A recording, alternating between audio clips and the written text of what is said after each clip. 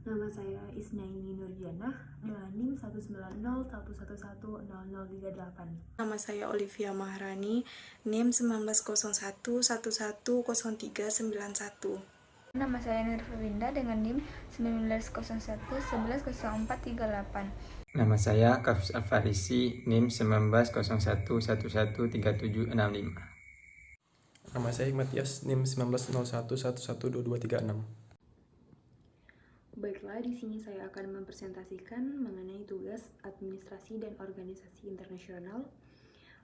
Di sini kami dari kelompok 8 akan mempresentasikan video dengan judul Dampak Negara Rusia dan Ukraina bagi negara berkembang. Jadi akhir-akhir ini terjadi ketegangan yang meningkat antara negara Rusia dengan Ukraina. Apa sih yang sebenarnya yang menjadi latar belakang dari konflik yang terjadi antara kedua negara tersebut? Konflik antara Rusia dan Ukraina menjadi polemik internasional. Invasi Ukraina yang secara demografis dan geografis lebih kecil telah menarik banyak perhatian terutama di kancah internasional. Invasi ini telah berakibat buruk, salah satunya pada keamanan energi dan keamanan manusia itu sendiri. Perang telah mengirim ribuan warga Ukraina mengungsi. Perang juga telah mengganggu rantai pasok yang mana Ukraina merupakan produsen globalnya. Rusia dan Ukraina menyumbang sekitar 11% ekspor minyak dan 20% ekspor dari gas alam. Nah, ekspor logam dari Rusia dan Ukraina ini memegang peran penting sebab Rusia merupakan pemasok utama berbagai logam ya seperti palladium, titanium yang digunakan sebagai material dalam pembuatan pesawat terbang.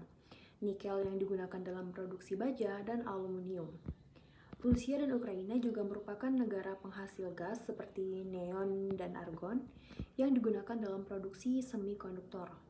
Selain itu, baik Rusia maupun Ukraina memiliki cadangan uranium yang berperan penting bagi dunia. Oleh karena itu, dengan adanya perang antar kedua negara ini menyebabkan guncangan ekonomi dan keuangan yang cukup besar. Selanjutnya dari imbas dari perang antara negara Ukraina dan Rusia ini juga dirasakan oleh beberapa negara berkembang. Di antaranya ini negara berkembang yang terletak di bagian Eropa, Asia Tengah.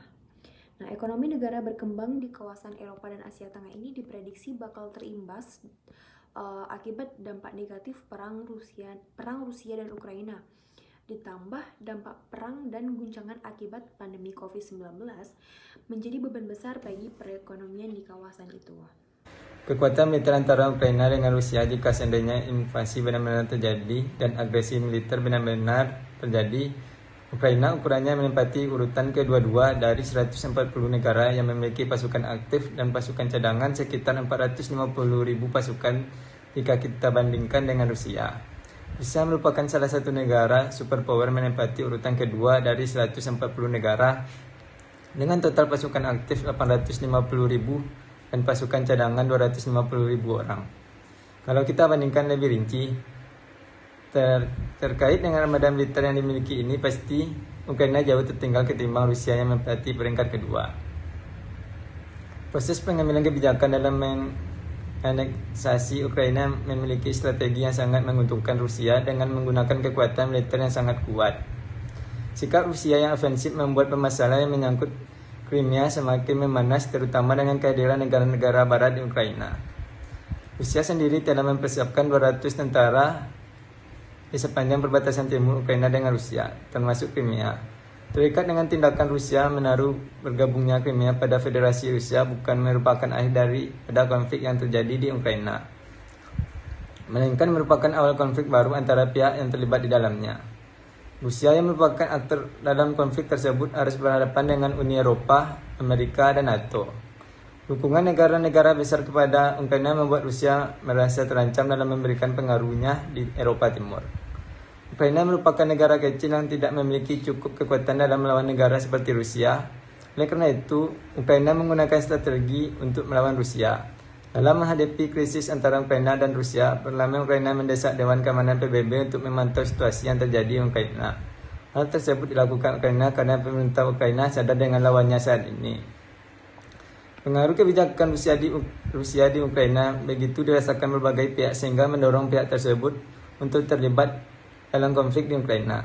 Secara eksternal, kebijakan tersebut berdampak pada lingkup eksternalnya yang berarti kondisi di luar wilayah teritorial Rusia sendiri seperti kondisi internal relasi Rusia-Ukraina dan kondisi politik kawasan antara Rusia dengan negara poros kekuatan seperti Amerika Serikat, Uni Eropa, NATO, dan negara-negara pecahan Soviet lainnya secara meluas.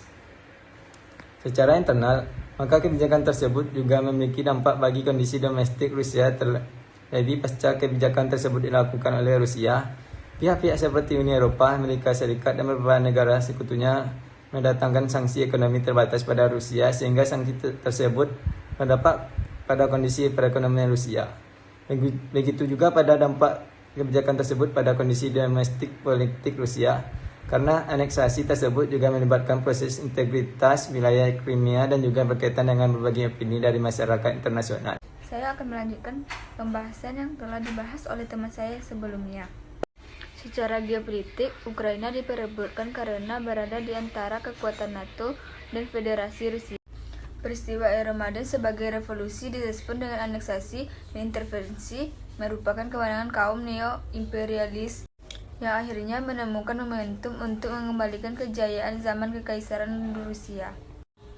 Posisi Rusia juga semakin menguntungkan secara militer karena tidak perlu membayar uang sewa pangkalan militer mereka di Laut Hitam.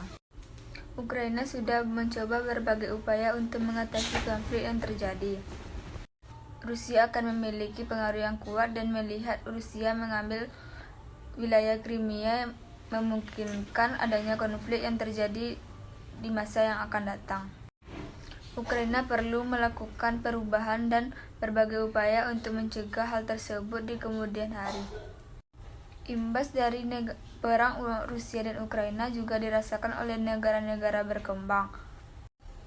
Ekonomi di negara berkembang di kawasan Eropa dan Asia Tengah diprediksi bakal terimbas dampak negatif dari perang Rusia dan Ukraina. Dampak perang dan guncangan pandemi COVID-19 menjadi beban besar bagi perekonomian di kawasan negara tersebut. Dampak ekonomi telah bergema melalui berbagai saluran. Perang juga memukul keras negara-negara berkembang. Rusia juga merupakan ekspor utama bagi banyak negara. Sementara pengiriman uang dari Rusia mendekati 30% dari PDB di beberapa ekonomi Asia Tengah seperti Kyrgyzstan dan Tajikistan. Perang Ukraina dan pandemi sekali lagi menunjukkan bahwa krisis dapat menyebabkan kerusakan ekonomi yang meluas dan menghambat pendapatan per kapita dan keuntungan pembangunan selama bertahun-tahun. Krisis kemanusiaan mendalam yang dipicu oleh perang telah menjadi gelombang kejut global awal dan kemungkinan akan menjadi salah satu warisan konflik yang bertahan paling lama. Gelombang pengungsi dari Ukraina ke negara tetangga diperkirakan mengerdilkan krisis sebelumnya. Akibatnya, dukungan kepada negara-negara tuan rumah dan komunitas pengungsi akan menjadi sangat penting. Dan Bank Dunia disebut sedang mempersiapkan program-program dukungan operasional ke negara-negara tetangga untuk memenuhi kebutuhan pendanaan yang meningkat dari arus pengungsi. Lonjakan harga minyak global yang dipicu perang juga berfungsi untuk menggarisbawahi perlunya ketahanan energi dengan meningkatkan pasokan energi dari sumber terbarukan dan meningkatkan desain dan implementasi langkah-langkah efisiensi energi skala besar. Negara berkembang lainnya yang terimbas oleh perang antara Rusia dan Ukraina adalah Indonesia.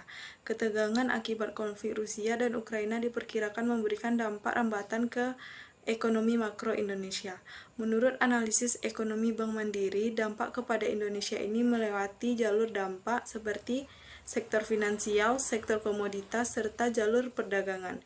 Ekonomi Bank Mandiri menyebutkan konflik Rusia-Ukraina dampaknya bisa positif, namun juga bisa negatif. Dari jalur sektor finansial, perang Rusia-Ukraina menyebabkan obligasi Amerika Serikat atau US turun karena naiknya investasi ke aset safe haven. Perang dapat berisiko pada kenaikan harga komoditas dari Rusia dan Ukraina.